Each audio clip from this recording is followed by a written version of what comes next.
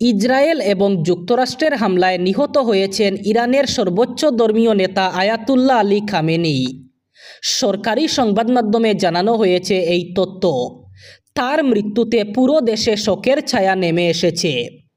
ইরানের রাষ্ট্রায়ত্ত সংবাদ মাধ্যম জানিয়েছে খামেনেই শাহাদত বরণ করেছেন এবং তার মৃত্যুতে 40 দিনের রাষ্ট্রীয় শোক ঘোষণা করা হয়েছে। এদিকে ইরানের সর্বোচ্চ নেতার মৃত্যুর পর মধ্যপ্রাচ্য জুড়ে রণক্ষেত্রের পরিস্থিতি তৈরি হয়েছে। খামেনেইয়ের মৃত্যুর প্রতিশোধ নিতে আমেরিকা এবং ইসরায়েলকে ভয়াবহ হামলার হুঁশিয়ারি দিয়েছে ইরান। আর এবার সেই পাল্টা নজিরবিহীন আক্রমণ শুরু হয়ে গেছে।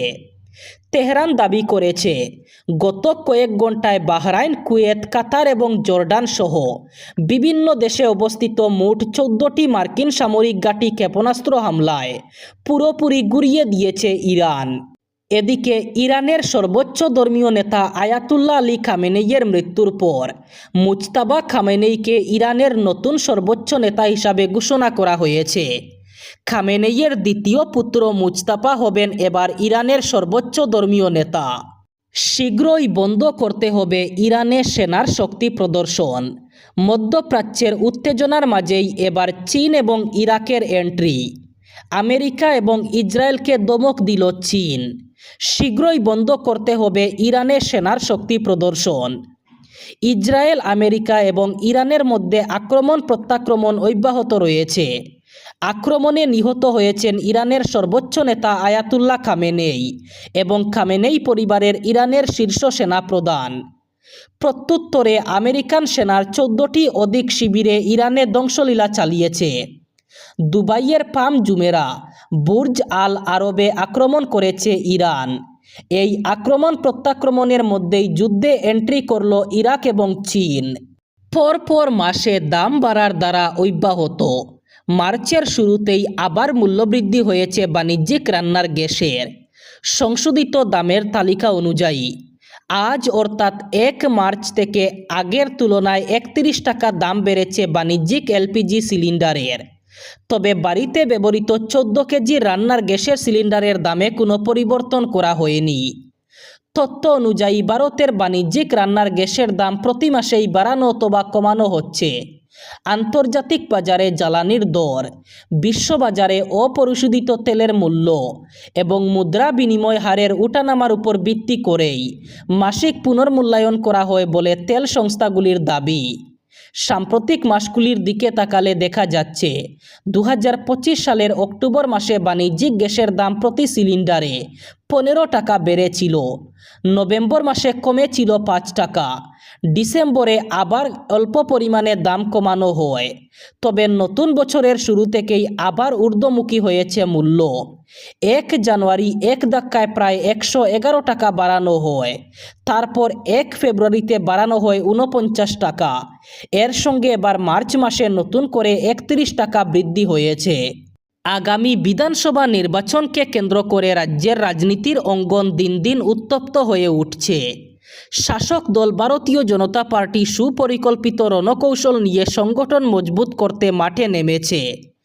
অন্যদিকে বিরোধী শিবির ভারতীয় জাতীয় কংগ্রেস এবং এআইইউডিএফ জয় নিশ্চিত করতে তৎপরতা বাড়িয়েছে।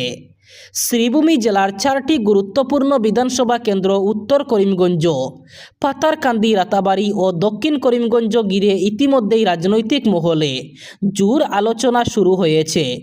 উত্তর করিমগঞ্জ, পাতারকান্দি এবং রাতাবাড়ী কেন্দ্রে কংগ্রেস ও বিজেপি উভয় দলের একাধিক সম্ভাব্য প্রার্থী দলীয় টিকিটের জন্য আবেদন জমা দিয়েছেন।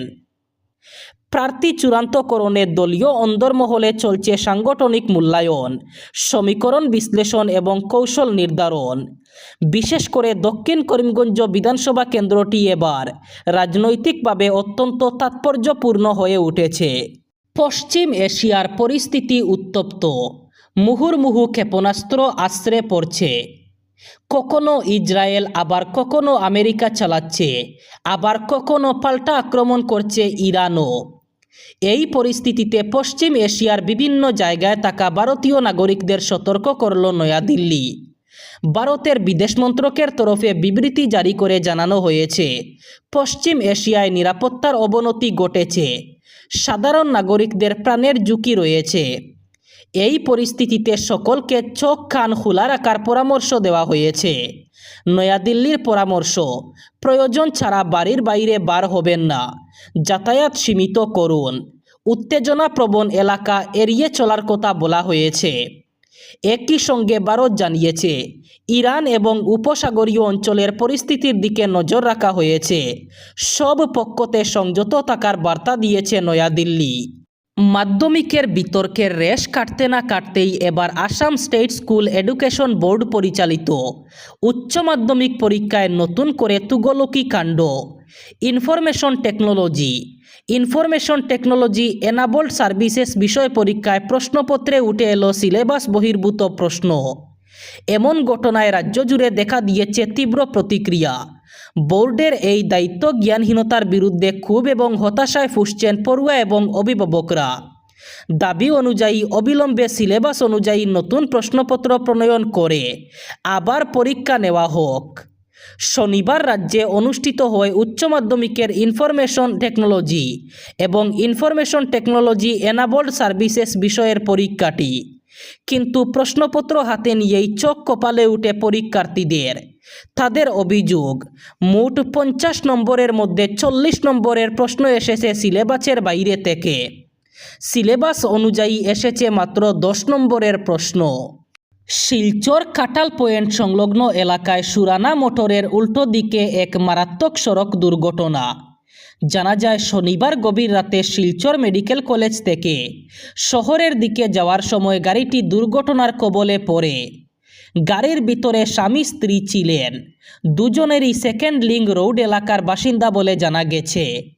দুর্ঘটনার খবর পেয়ে পুলিশ ঘটনাস্থলে পৌঁছে স্থানীয়দের সহযোগিতায় দুইজনকে উদ্ধার করে চিকিৎসার জন্য মেডিকেল কলেজ হাসপাতালে পাঠায়।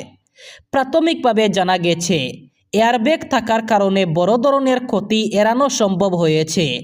দুজনেরই সামান্য আঘাত লেগেছে বলে হাসপাতাল সূত্রে জানা গেছে। এবার শেষ খবর। শিলচর শহরের চেঙ্কুরি রোড নেতাজি পল্লীতে রোহিত দাস খুনের কাণ্ডে পুলিশ আটক করল 3 নাবালককে। দাস পদবীর ওই 3 নাবালকের মধ্যে একজন খুনে জড়িত বলে পুলিশ নিশ্চিত। অন্য 2 জনের সম্পর্কে এখনও পুরোপুরি নিশ্চিত হওয়া যায়নি। তাদের বর্তমানে জিজ্ঞাসাবাদ চালানো হচ্ছে। জানা গেছে রোহিতের পরিবারের পক্ষ থেকে 5 জনকে অভিযুক্ত করে থানায় এজাহার দায়ের করা হয়েছে। এর মধ্যে আটক করা হয়েছে 3 জনকে। অন্য 2 জন বর্তমানে পলাতক। এক বিশেষ সূত্রের খবর অনুযায়ী খুনের পেছনে থাকতে পারে মোবাইল নিয়ে বিবাদ। যদিও যার জড়িত থাকা নিয়ে পুলিশ নিশ্চিত সে স্পষ্ট করে কিছু বলছে না। এদিকে শনিবার মেডিকেল কলেজ হাসপাতালে রোহিতের মৃতদেহের ময়নাতদন্তের পর সমঝে দেওয়া হয় পরিবারের লোকদের হাতে। এরপর এদিনই শ্মশানঘাটে সম্পন্ন হয় তার শেষকৃত্য।